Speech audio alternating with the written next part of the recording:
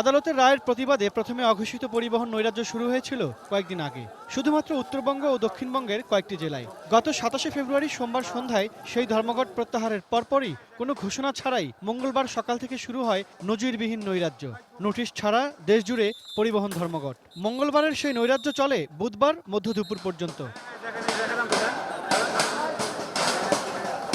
এদিন রাজধানীর গাবতলীতে সকাল থেকে শুরু হয় পরিবহন শ্রমিকদের তাণ্ডব। রাস্তার উপর ইটপাটকেল নিক্ষেপ, ট্রাফিক পুলিশ বক্সের ভেতরের মালামাল, আইল্যান্ডের উপরে থাকা ঢাকা উত্তর সিটি কর্পোরেশনের সিসিটিভি, আইন শৃঙ্খলা রক্ষাকারী বাহিনীর সদস্য, পথচারী, রোগী বহনকারী অ্যাম্বুলেন্স, রিকশার যাত্রী, অটোরিকশা চলাচলকারী, এমনকি গণমাধ্যম কর্মীরা বাদ যাননি শ্রমিক নৈরাজ্যের হাত থেকে।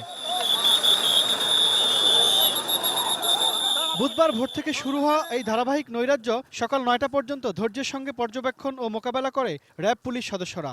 এরপর শ্রমিকেরা বেপরোয়া হয়ে উঠলে টিয়ার শেল, রাবার বুলেট ছুড়ে পরিস্থিতি নিয়ন্ত্রণে আনা হয়। এ সময় ভাঙচুর ও নৈরাজ্যে জড়িত কয়েকজনকে আটক করে পুলিশ।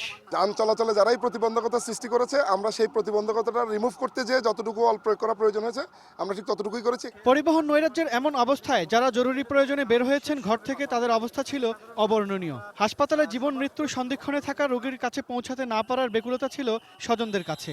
অপারেশন রোগী, সেজন্য বাবা আমার বাসায় না গেলে আমার স্বামী মরে যাবে। হওয়াটা অত্যন্ত ভালো, তো কিন্তু কেন সবাইকে যেন আল্লাহ শান্তি দেয়, আল্লাহ সবার উপরে যেন আল্লাহ শান্তির রহমত করে।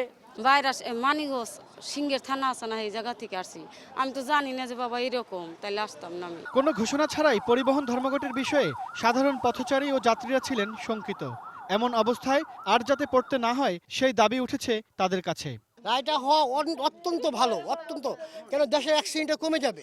রিক্সা থেকে কয়েকবার নামাই দিয়েছে ভাইয়া, কথা বলতে পারতেছে না। হাইটটা আইতে ভাই দফার রফার শেষ। সমস্ত ভোগান্তি কেন জনগণের উপরে আসবে? কি কষ্ট করে যেতে হয় আমাদের অফিসে। আমি আসছি সেই নোয়াখালী থেকে, গতকাল সকালে রওনা দিছি, আর আজকে সকালে আসছি রিক্সা ভ্যান এইভাবে দিয়ে আমি আসতেছি। যেই মামলার রায়ের বিরুদ্ধে শ্রমিকেরা এই ধর্মঘটের ডাক দিল, ঘোষণা ছাড়া সেই মামলা সম্পর্কে অবশ্য কোনো তথ্য জানে না তারা। তাহলে কেন এমন নৈরাজ্য? মৃত্যুদণ্ডটা কেন দেওয়া হয়েছে? ড্রাইভার লোক মারছে গাড়ির মাধ্যমে। এটা কি দুর্ঘটনা ছিল না ইচ্ছা করে খুন করছে উনি, কোনটা জানেন? সেটা জানা ছিল না। এমন নৈরাজ্যকর পরিস্থিতির জন্য সাধারণ মানুষ নৌপরিবহন মন্ত্রী শাহজাহান খানের নেপথ্য ভূমিকার সমালোচনা করছেন। বলছেন, সরকারে এমন একজন মন্ত্রী থাকলে জনগণ শান্তি পাবে কোথায়? জনগণকে হয়রানি করে কারো মন্ত্রিত্ব করার অধিকারী দেশের সরকার, এই দেশের গণতান্ত্রিক ভাবে কেউ কাউকে দেয় নাকি। উনি ঘরে বসে বসে এসির ভিতরে দেখতেছে যে শ্রমিকরা এদ গেছে, অবসরে যাচ্ছে। ওনার পদত্যাগ করা উচিত, সরকারের বিরুদ্ধে উনি অবস্থান নিছে। Imran Hossain Suman, ATN news, Dhaka.